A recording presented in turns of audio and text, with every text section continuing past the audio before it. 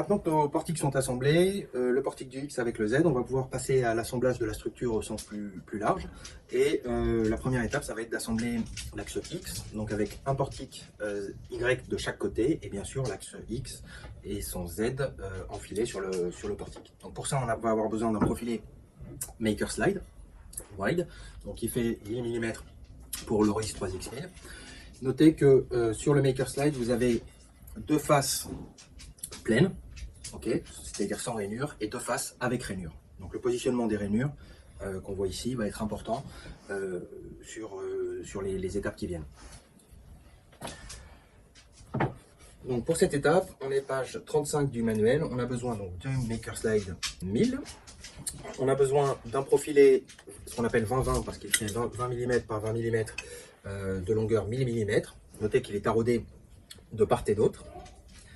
Et on va avoir besoin aussi de quelques vis M5 par 14 et de deux vis M6 par 16. Allons-y, donc je suis les étapes. Je vais fixer le portique Y droit. Donc c'est celui qui n'a pas celui qui sera sur ma main droite. Donc c'est celui qui n'a pas de pièce pour fixer la chaîne porte-câble. Ok. Donc je vais attaquer le montage et je vais positionner ici. Donc le principe, ça va être de l'assembler comme ça. Et je vais faire en sorte de positionner sur l'arrière de ici ça va être l'arrière de ma machine, ici ça va être l'avant de ma machine. Ok, donc l'arrière est vers le logo et je vais positionner ce rail ici derrière, de sorte à ce que j'ai sur la façade arrière finalement de mon profilé, cette façade là, j'ai un rail qui soit orienté vers le bas. Donc sur la face supérieure, j'ai un rail vers l'arrière et sur la face arrière, j'ai un rail vers le bas. Donc une fois que j'ai bien ce positionnement en tête, je vais pouvoir prendre mes vis M5 par 14 et venir les fixer. Donc vous avez sur le manuel un petit schéma qui est assez précis et qui vous indique vraiment à quel perçage utiliser pour venir fixer votre profilé. Donc il y en a plusieurs, ils ne sont pas évidemment tous identiques, donc faites attention au bon positionnement. Et on va donc venir visser à travers le portique dans les filetages prévus à cet effet du Maker Slide. Ce que je vous conseille de faire, c'est de venir pré-insérer les 4 vis, comme ça vous avez déjà l'alignement qui est correct. Donc pour les deux du haut, on peut les faire manuellement sans trop de difficulté. En tout cas les positionner manuellement sans trop de difficulté. Pour celle du bas, c'est-à-dire enfin, du bas du portique, il va falloir qu'on utilise une clé Allen et qu'on passe par le perçage ici qui est prévu pour un moteur, mais qui en l'occurrence n'en a pas, pour venir insérer les vis et les visser à l'aide de notre clé Allen. Donc j'ai bien positionné mes deux vis du haut et je vais maintenant me munir de la clé Allen, attraper les vis. Donc je les monte déjà sur la clé Allen et je vais aller chercher le perçage par l'intérieur jusqu'à ce que je sente le filetage derrière et je pourrai visser.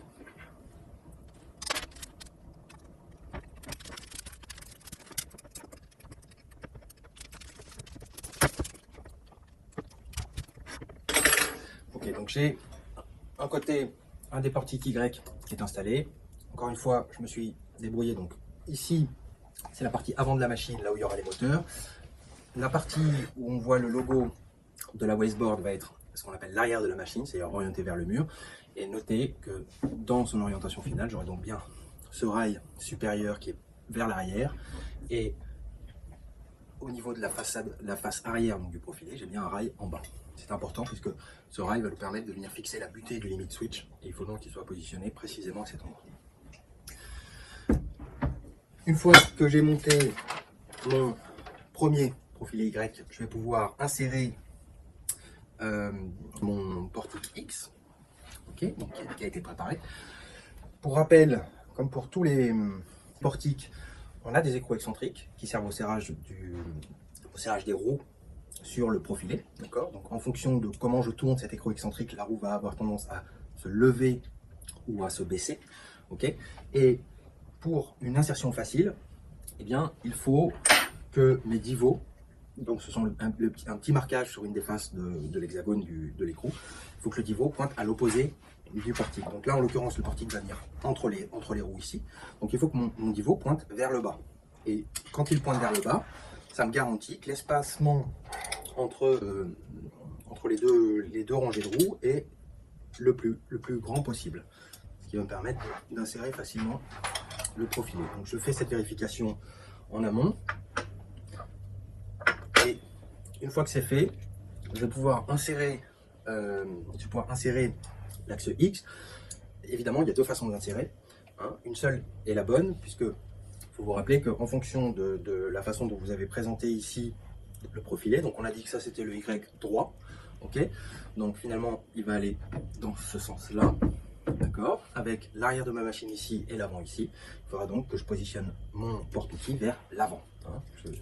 Si je le monte comme ça va pas bien fonctionner.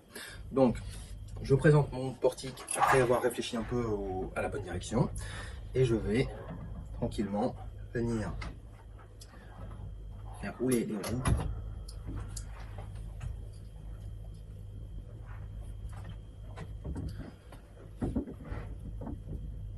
sur le profil.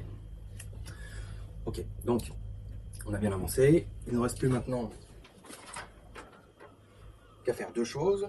La première, c'est qu'on va fixer ce profilé aluminium 20 par 20 sur l'arrière, ok, c'est-à-dire derrière, enfin à l'opposé du porte-outil. Quelle est la fonction de cette barre ici? Elle n'a pas vraiment de fonction mécanique, même si elle peut rigidifier la structure.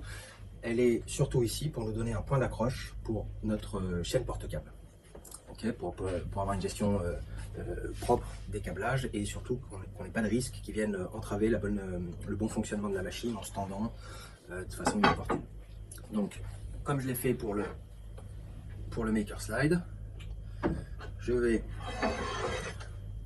utiliser une vis M6 par 16 en l'occurrence, puisque le taraudage ici est du M6. Donc voilà, une vis M6 par 16 que j'insère dans ce perçage ici. Je vais venir visser.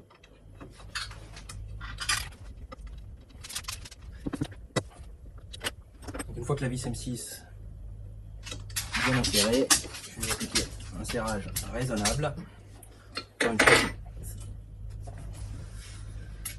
Ce profilé n'a pas vraiment de fonction mécanique de rigidifier la structure. Et maintenant que j'ai donc mon portique Y droit fixé, mon portique X inséré et mes deux profilés, on va dire transversaux, préparés, je vais pouvoir fixer le deuxième portique Y qui lui a un support de chaîne porte-câble. Okay. Et je vais donc tout simplement me débrouiller pour avoir la bonne distance entre les portiques, utiliser mes vis M5 par 14 pour, toujours en me reportant à l'image ou au premier profilé, pour trouver les bons perçages.